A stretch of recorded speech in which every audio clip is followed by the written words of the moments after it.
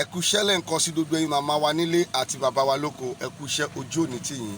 Mo tún dúpẹ́ lọ́wọ́ yín gidigidi gan tó pé láìsí ẹ̀yin kò sí àwa o. Ẹ̀yin lẹ ń jẹ́ kí a wà. I am always saying that pé láìsí ẹ̀yin màmá wa yìí, ẹ̀yin bàbá wa yìí, ẹ̀yin àǹtí wa, ẹ̀yin ẹ̀gbọ́n wa nílé lóko, ẹ̀yin lẹ ń jẹ́ kí a wà o. Láìsí yín mi ò mọ̀ bá yín fẹ́ ṣe o. Ẹ̀yin fúnra yín gan lẹ tún jí àwa. Àwọn tó wà nílùú òyìnbó gan bí ọ̀rọ̀ yìí ṣe mú wọn lọ́kàn ọ̀rọ̀ Yorùbá nation ó ju bí ó ṣe mú àwa ọmọ Nàìjíríà, àwa ọmọ Yorùbá tá a wà nílẹ̀ Yorùbá yìí ó mú wọn lọ́kàn jùlọ. Nítorí ẹ̀ lẹ ṣe pé mo máa ń dúpẹ́ ní gbogbo ìgbà, mo sì dúpẹ́ lọ́wọ́ yín. Ẹ̀yin tẹ́ ń fi dátà ránṣẹ́ sí wa, mi ò lè ṣe kí n má dúpẹ́. Ṣé ń gẹ́tì mi? Mo fẹ́ kó yé yín wípé ẹ̀yin ní èjìká tí kò jẹ́ kí aṣọ kó jábọ́ ní ọrùn wa. Ṣé ń gẹ́tì? I am declaring this. Ẹ̀yin tẹ́ ń ran iṣẹ́ yìí lọ́wọ́ ẹ pé a béèrè nǹkan kan lọ́wọ́ yín. Mi ò dé ta béèrè nǹkan kan, mi ò dé stroll àkáǹtì mi fún ẹnikẹ́ni. Ó di. Ọlọ́run ò ní jẹ́ kí n ṣe láyé mi. Ó di ni, bẹ́ẹ̀ ni mo sọ.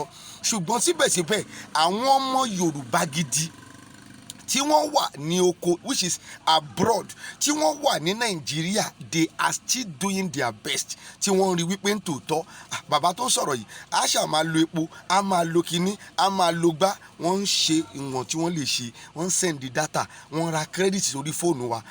Ẹ ṣé mo dúpẹ́ pẹ́ òkun, ojú òní tì yín. Ẹ jọ̀ọ́ bí kò bá ti sí ìdí obìnrin kì í jẹ́ kí mo lú. Mo ti sọ drop fídíò alákọ̀ọ́kọ́, tẹ́lẹ̀ kejì yìí lè short nítorí ohun tí mo fẹ́ sọ ń bẹ̀. Mi ò fẹ́ kó wọn pọ̀ rárá, mo fẹ́ sọ wọ́n lẹ́yọ kọ̀ọ̀kan ni. Èyí tí mo fẹ́ sọ yìí, mo tún bẹ̀ gbogbo ẹ̀yin ọ̀dọ́ pátá ní gbogbo state tí Yorùbá wà, ẹ bẹ̀rẹ̀ sí ń kóra yín jọ. Nọ́mbà mi nìyí 08137868336 08137868336 08137868336. Ẹ bẹ̀rẹ̀ sí ń kóra yín jọ kẹ́ máa ṣe mítì ní ọmọ Yorùbá. Mò ń bẹ̀ yín, kò sí bá a ṣe lè rìlíìsì ogun báyìí. Mi ò fẹ́ mọ bó ṣe pè mí, a ò lè rìlíìsì nǹkan kan.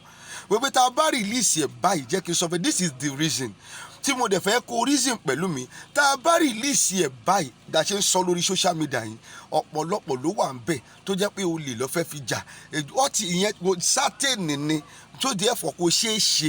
Ṣùgbọ́n tá a bá rí pé a ti kóra wa jọ ní gbogbo state, a kóra wa jọ ní gbogbo area ní gbogbo state, a máa ní orí ọ̀fẹ́ láti máa wá sí ibẹ̀, láti kọ́kọ́ inaugurate yín ná pé okay, commission yín wípé wọ́n ti bẹ̀rẹ̀ iṣẹ́ ń bí báyìí. A nídìí láti kó àwọn ọmọ ogun jọ. Ọ̀nà tá a dẹ̀ lè fi kó jọ nìyí. Bó jẹ́ níbikíbi lẹ́ bá wà lÉkòó, Ọ̀ṣun state, Abẹ́òkúta, which is Ogun state, Ọ̀yọ́ state, Èkìtì, Oǹdó, ẹ tètè kẹ́ lọ múra sóhun tí mò ń sọ yìí. Tá a bá wá rí ìdánilójú pé gbogbo yín ti ń kóra yín jọ, tí à ń rí ìdánilójú, ẹ ṣáà mọ ohun tó ń lọ lọ́wọ́.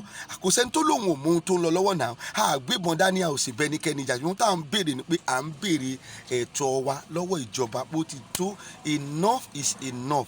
Bá wọn jà, ẹni kú Fúlàní wa máa pa wá. Àwọn nǹkan tẹ́ fẹ́ jókòó láti máa sọ̀rọ̀ lé lórí nìyẹn. Nígbà tá a bá rí pé ẹ ti jókòó, ẹ ti ń pé 50, 100, a máa empower yín.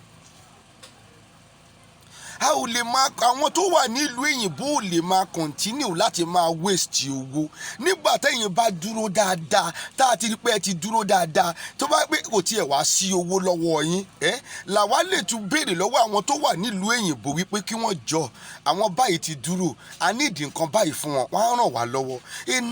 Enough. Kọ̀kọ̀ lè yan kọ̀kọ̀ lè máa ní ká ló máa waste owó àwọn tó ń ràn wá lọ́wọ́ nílùú òyìnbó, kò possible. Ẹ jọ̀ọ́, ẹ jẹ́ káwa náà prepare ara wa. Ẹ má jẹ́ ọ̀dọ́ tí kò mọ ohun tó ń ṣe ní gbogbo ìgbèríko ẹ tètè lọ máa prepare ara yín, ẹ lọ kóra yín jọ.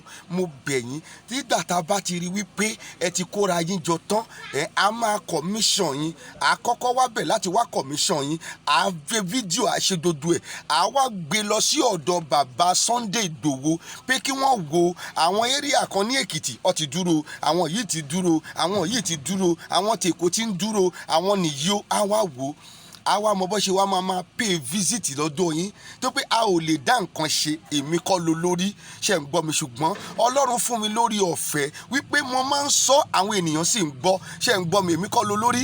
Sunday Igboho òun ni that is the head of àwọn tí Ọlọ́run gbé síwájú láti ja ogun Yorùbá, àwa dẹ̀ ń tẹ̀lé wọn lẹ́yìn ni, ṣùgbọ́n Ọlọ́run fún wa ní orí ọ̀fẹ́ wípé ká lè bẹ́yìn ọmọ Yorùbá sọ̀rọ̀, ṣe pé bàbá ò lè ṣe dodo ẹnìkan, ṣe ń gbọ́ mi, tàbá ọ̀rọ̀ tí mo yẹn ń sọ lọ́wọ́lọ́wọ́ yìí tẹ́ ẹ bá wo bàbá ẹ máa pé it's still the same thing náà ló wà nínú ọkàn wọn tí wọ́n máa sọ.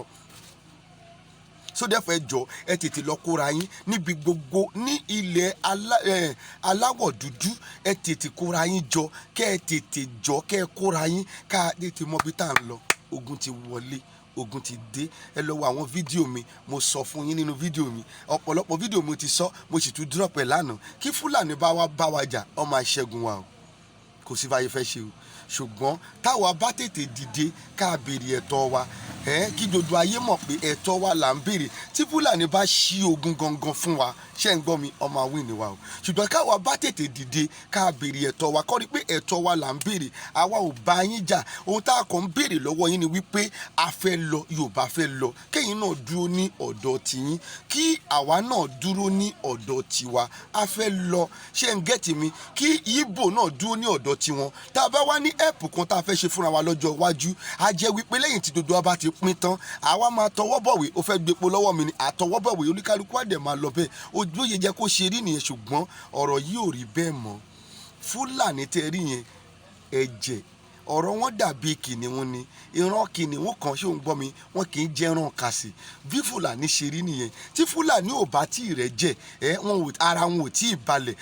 Irú èèyàn yẹn ní Yorùbá àti Ìgbò máa jọ wá dúró papọ̀. Àwọn tí wọ́n pé kò sí ni, they were animal ni wọ́n. Fúlàní torí yẹn animal ni wọ́n.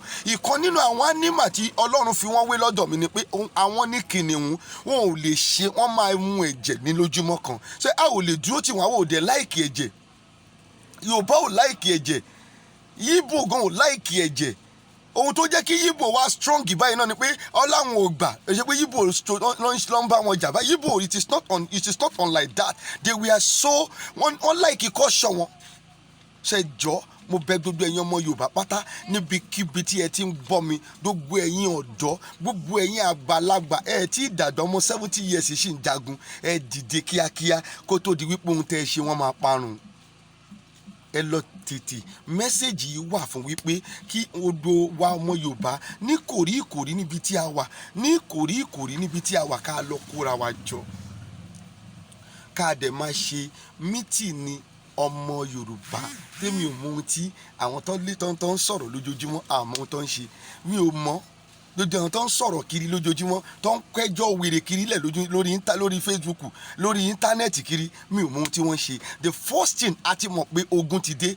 The second thing ni wípé a ní láti restructure àwọn èèyàn tí wọ́n máa dúró tá a máa build fún ogun. A ò sọ yẹn, ọ̀rọ̀ owó ṣá ni, ọ̀rọ̀ owó lójoojúmọ́, ọ̀rọ̀ kò dà. Yorùbá ẹ má dúró ọ̀dàlẹ̀, ó máa kàn yín, ó máa kọ́lé yín o. Ilé tẹ ẹ kọ́, tẹ ẹ fowó, tẹ owó olórí burúkú tẹ ẹ gbà lọ́wọ́ àwọn tó wà ní diaspora, ilé tẹ́ fi kọ́, ó máa wó, ó máa jó gbẹ̀yìn, ẹ pé mò ń sọ.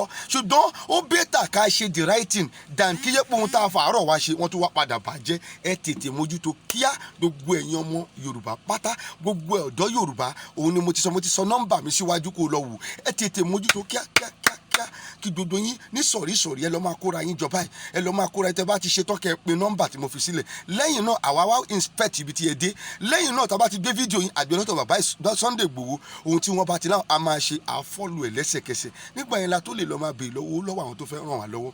Dátà ń dowó sílẹ̀, kí la fẹ́ fowó tà ń gbà ṣe sílẹ̀, ṣáà fẹ́ máa ná ni. Bẹ̀yìn lórúkọ Ọlọ́run, ẹ tètè mójútó, ẹ wá share fídíò yìí, òun ló lè help fídíò yìí kí gbogbo àwọn ọ̀dọ́ lè gbọ́. Ogun ti wọlé, àlàáfíà ni fún yín. God bless you.